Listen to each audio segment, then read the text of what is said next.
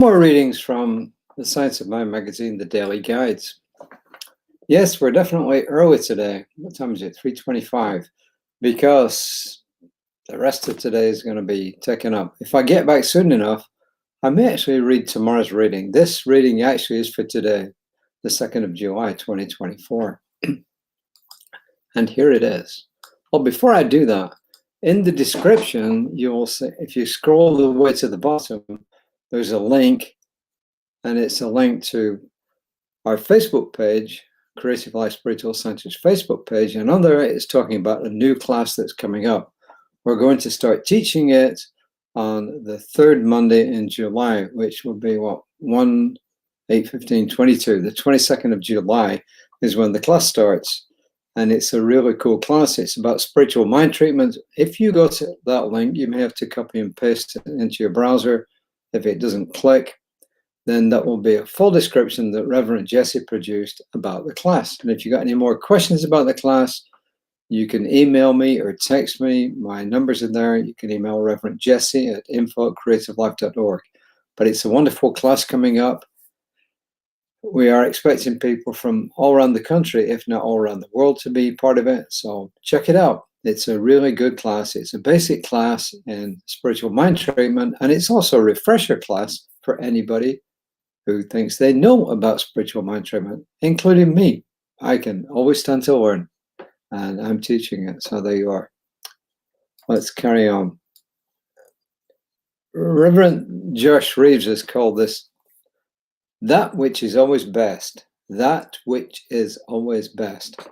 First quote is from Howard Thurman, and I'll tell you a little bit about Howard Thurman in case you don't know. I'm sure a lot of you do, but just in case you don't know, he was born in, believe it or not, 1899, November 18th, almost at the very end of the 19th century, and he lived until 1981. He was a theologian, a philosopher, an author, Christian mystic, an educator, and a civil rights leader. And he was actually the first, where is it? He co-founded San Francisco's Church for the Fellowship of All Peoples, and it was the first integrated interfaith religious congregation in the United States. And then he went on to become Dean of Morse Chapel, which was essentially a white American university, and he mentored there, among other people, Dr. Martin Luther King Jr. So quite a well-known character, and also quite a famous character. Whatever may be the tensions and the stress of a particular day, there is always lurking close at hand the trailing beauty of forgotten joy or unremembered peace. So whatever's going on in your life, you can always stop and focus on something that's positive somewhere. And believe me, these days, with all that's going on in the world of politics, whichever side you're on, you often do need that calm and peace in the midst of all the turmoil. And if you watch the news, mostly the television news, it's mostly hyped up. Whichever side you're on, left, right, middle, it's always hyped up. So you've always got to take it with a grain of salt. Ernest Holmes in Richer Living says, there is always a silent communion going on between the individual soul and the invisible presence. And that's on page 197, Richer Living. First quote is from Emerson in the actual body of the writing. He says, Emerson said, that is always best which returns me to myself. Reverend Josh asks, what returns you to yourself? Do it again and again. Gives us some examples. Meditating, reading, walking, praying. Listening to music that doesn't just attach you to your past, but informs your present. And while I was at the gym this morning working out on the elliptical machine, which allows me to watch stuff on YouTube, I actually heard a really phenomenal rendition of O Come, O Come Emmanuel, and it was actually being sung in Israel, and it was sung in English, Hebrew. So it was, the lady's voice was phenomenal. And if you want to know who it was, text me, I'll tell you. There is so much we do that pulls us outward towards tasks, the perceived needs of others, and our own perceived needs of the eyes of invisible beings that may see us as worthy or competent or special. It says, let all that go. That is always best, which returns me to myself, quote unquote. But what turns you inward? What brings a resonance so that your inner world and your exterior world connect and you create harmony? Oh, thought our cat was in here. He says, Tales of Brer Rabbit, which we all remember from being kids, correct? Call it our laughing place. Maya Angelou speaks to this place as that which feels like home, a place where you can belly laugh and let your hair down. Some of us, we can locate that place geographically.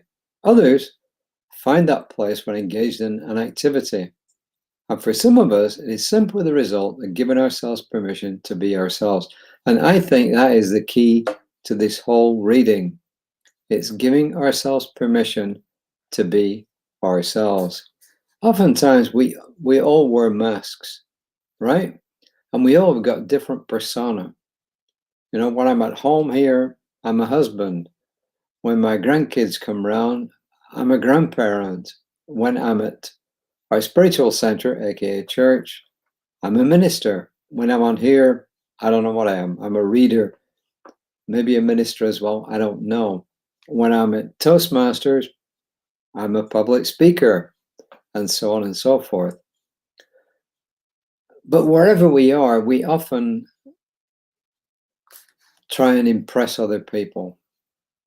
Not all of us, but if you're honest about yourself, you'll find out at least some of the time you either are guilty of that or you have been. And what he's saying here is let it go. Just be yourself. You remember that old phrase? What you think about me is none of my business. And if you remember that phrase when you're in the midst of other people, what you think about me is none of my business. I think it was Wayne Dyer that I first heard it from, but he probably got it from somebody else and so on. I think it's a really cool way to do what Reverend Josh is saying here, which is to return ourselves to ourselves. Because if what other people think about us doesn't matter, it only matters to them and not to us, then that is immediately permission to be ourselves, don't you think? The spiritual life truly encompasses our ability to go home every day in all senses of the word. Those are my words. Even though our life may find us in strange or deserted places, physically, metaphorically. As we return to ourselves, we give the heart of ourselves to our daily activities. The best of our spirit informs our choices, excites our connections, and grounds us even in the midst of a busy sea of traffic, to-do lists, and mutterings. So in other words, the message here is be yourself. And being yourself is a spiritual practice. What's the purpose of life? It's to live it. The purpose of life is to live it. Live it to its fullest. Live a good life. His affirmation is, today I return to myself over and over again. Today I return to myself over and over again.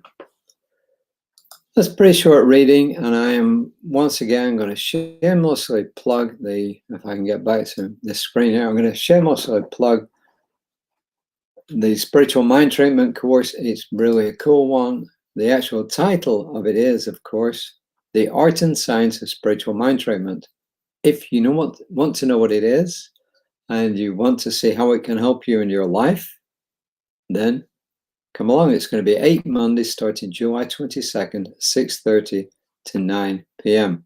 And I'm going to see if I can persuade that PDF to let me post it on my own Facebook page. It's already on Creative Life Spiritual Center's page. You've got a link to it back there in the description. Just scroll the way down to the bottom and think about it. Just read the description and think, well, is this something that applies to me?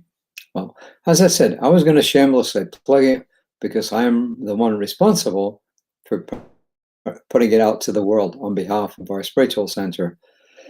And with that, just remember, the only thing wrong with the mistake is when we don't learn from it. And the only way that we learn to go forward in life is to make mistakes. And if you got that attitude, plus what you think about me is none of my business, you've really got the keys to living a purposeful life and a satisfied life and a fulfilled life, right? Reverend Lisa will be on tomorrow morning at 9 o'clock from our basic book, Science of Mind textbook. I will be back tomorrow evening about 5 o'clock, and hopefully I can get back in time to do another quick reading tonight. So I like to get that day in advance, as it were, so that you can think about it as you go to sleep and waking up with it tomorrow morning. So until next time, thanks very much for watching. Take care of yourselves. Namaste.